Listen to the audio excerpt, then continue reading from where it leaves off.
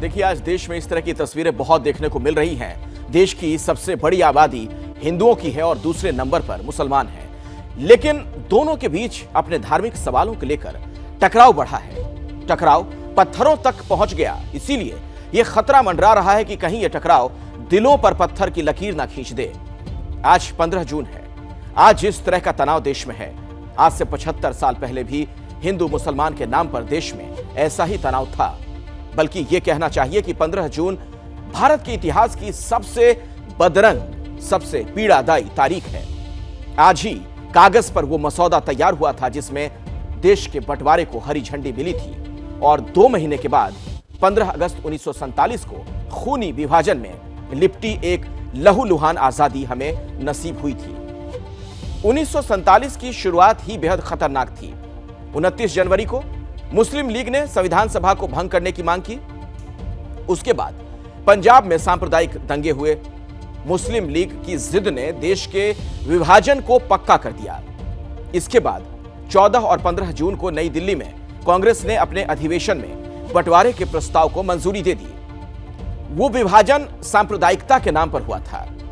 उसमें सब कुछ बटा, जमीन बटी, सामान बटे, जज्बात बटे, आंसू और खुशियां बटी। फिर भी हिंदू और मुसलमान बट कर भी नहीं बटे।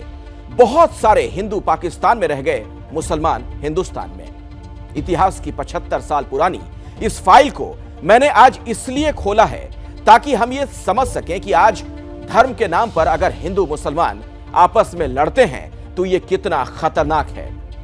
खतरनाक इसलिए इस देश में रहने वाले हर नागरिक को जब अपनी बात संवैधानिक तरीके से कहने का हक है तो फिर पत्थर और बमों का सहारा क्यों लिया जा रहा है? शहर शहर नफरत की आग भड़काने की कोशिश कौन कर रहा है? ये बात हम इसलिए कह रहे हैं क्योंकि जिन शहरों में पिछले 2 जुमे से हिंसा भड़क रही है, हर जगह एक ही तरीके से उसे भड़काने की साजिश रची गई। तो क्या हिंसा की इस साजिश का केंद्र एक ही है, एक ही मास्टरमाइंड है? इस क्रोनोलॉजी को समझने के लिए आप देखिए हमारी ये एक्सक्लूसिव रिपोर्ट।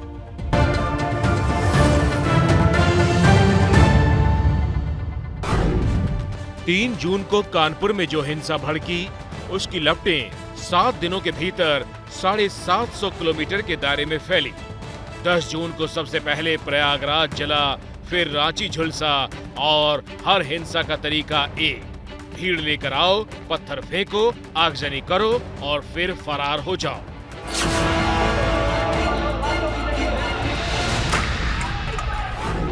कहने को ये हिंसा 2 राज्यों के 3 शहरों में हुई, लेकिन सबका कनेक्शन आपस में जुड़ा है क्योंकि तफ्तीश में जो बात सामने आई है वो इशारा कर रही है कि भले ही शहर अनेक हो, लेकिन मोडस ऑपरेंडी एक जैसा ही है।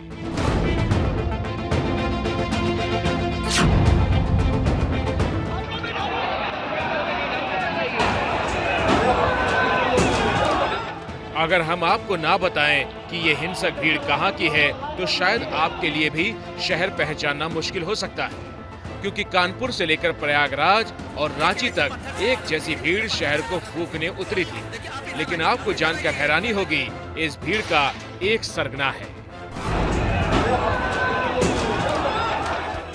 कानपुर में भीड़ को भड़काने वाला हयात जफर हाशमी था, तो प्रयागराज को जलाने का ठेका जावेद मोहम्मद पंप ने लिया था और रांची का रंगा था नवाब चिश्ती।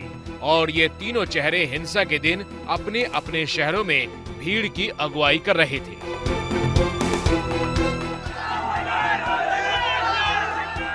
और अगर आपका सवाल ये है कि इतनी भीड़ जुटाई कैसे गई, तो इस मासूम सवाल का जवाब है सोशल मीडिया।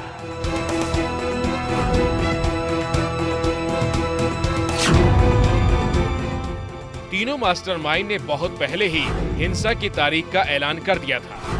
भीड़ में शामिल हर शख्स को हिंसा का पता और तारीख दे दी गई थी। कानपुर का जफर हाशमी जहर फैलाने के लिए 141 व्हाट्सएप ग्रुप में एक्टिव था। हिंसा से जुड़ी फोटो और वीडियो ग्रुप में शेयर हो रहे थे। पुलिस का दावा है कि प्रयागराज में मोहम्मद जावेद ने 10 तारीख की हिंसा के लिए बाकायदा पर्चा बंटवाया था। व्हाट्सएप से भी लोगों को संदेश भेजे थे। तो रांची के नवाब चिश्ती ने फेसबुक वीडियो बनाकर लोगों को पहले 10 तारीख की हिंसा के लिए उकसाया। गैंग्स ऑफ वासेपुर नाम से व्हाट्सएप ग्रुप का एडमिन भी यही था। इस ग्रुप ने हिंसा के लिए भीड़ जुटाई थी। 2 मोबाइलें हमने एफएसएल में भेजी भी हैं, जिसमें जावेद पंप का मोबाइल है और पेश इमाम अली अहमद का मोबाइल है, उनको भेजा जा रहा है। तमाम चीज़ें डिलीटेड पाई गई थी, उसकी रिकवरी कराई जाएगी और एकदम उनको अगर काला चेहरा है तो उसको बेनकाब कराया जाएगा। मोहम्मद जावेद और जावेद पंप एक मास्टरमाइंड के रूप में उभरा है, तो वास्तव में उसने जो पर्चे पे लिखा है, टाइपशुदा पर्चा है जिसमें लिखा हुआ है कि अटाला पहुंचना है और हमको इसमें भाग लेना है और इस तरह से जो भी अड़चन आएगा उस पर वार करना है, ईंट पत्थर चलाना है। अदालत पे हमें भरोसा नहीं है। ये काफ़ी तल्ख टिप्पणी है, आपत्तिजनक टिप्पणियाँ उसने की हैं। अब सवाल ये है कि पुलिस पर हमले की जरूरत क्या कोई आम आदमी कर सकता है? जी नहीं, इसका भी तोड़ मास्टरमाइंड्स ने निकाल कर रखा था।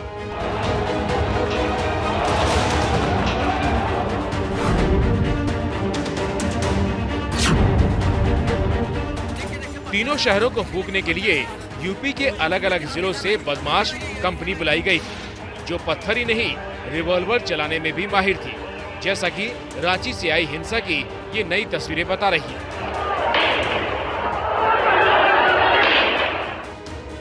कानपुर की सड़कों को पत्थर से पाटने वालों में वाराणसी का रईस बनारसी गैंग था।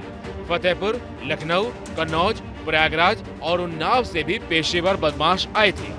तफ्तीश में ये भी सामने आया कि बाद में इन्हीं बदमाशों ने प्रयागराज में डेरा डाला।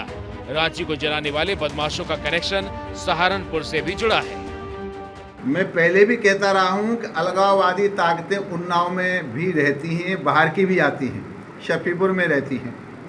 मुझे भी शफीपुर से ही अलगाववादी ने जान से मारने की, बम से उड़ाने की धमकी दी थी।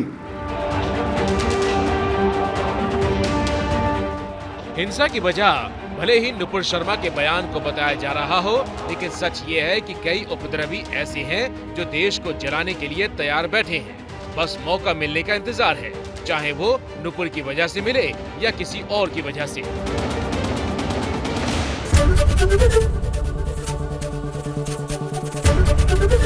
एबीपी न्यूज आपको रखे आगे।